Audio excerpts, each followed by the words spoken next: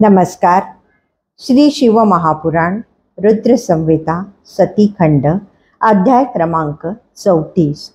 दक्षाच्या यज्ञस्थानी अशुभ सूचक उत्पात. श्री गणेशाय नमः.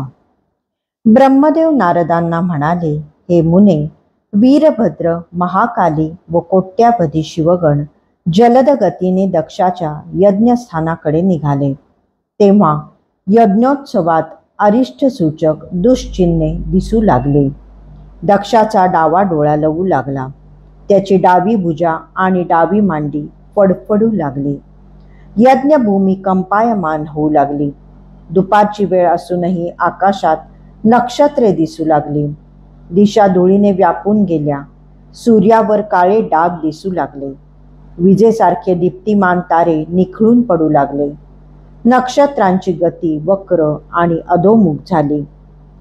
यज्ञस्थानी शेकडो गिधाडे घिरट्या घालू लागली. ती कर्कश आणि भयभीत करणारे आवाज काढत होती. ती दक्षाच्या शिराला स्पर्श करून वेगाने उडून जात होती.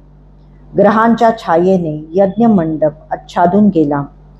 पांढरे विंचू आणि उल्कांची वृष्टी होऊ लागली. झंझावात सुटला. टोळ आणि पतंगादी कीटकांनी आसमंत भरून गेला. दक्षादिकांना रक्ताच्या उलट्या होऊ लागल्या. चहूकडून अंधार दाटून आला. त्यात भर म्हणून प्रचंड कडकडाटासह रक्ताचा पाऊस पडू लागला. अशा प्रकारे एकाच वेळी चालून आलेली ती अरिष्टे पाहून तेथे उपस्थित असलेल्या विष्णू आदी सर्वांनाच फार भीती वाटू लागली. त्यांची शक्तीच कुंठित झाली.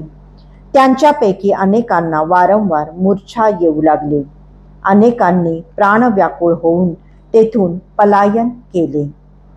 त्याच वेळेस आकाशवाणी झाली, दक्षा, तुझा धिक्कार असो. तू महापापी आणि मूर्ख आहेस. शिवजींची अवहेलना केल्यामुळे तुला महादुःख प्राप्त होईल. ते कोणत्याही उपायाने टळणार नाही. येथे जितक्या देवता उपस्थित आहेत त्यांनाही फार मोठे दुःख भोगावे लागणार, यात संशय नाही.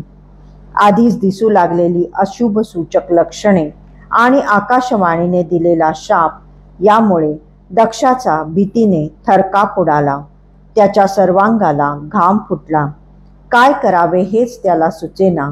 तो श्रीहरींना शरण गेला. अध्याय 34 समाप्त.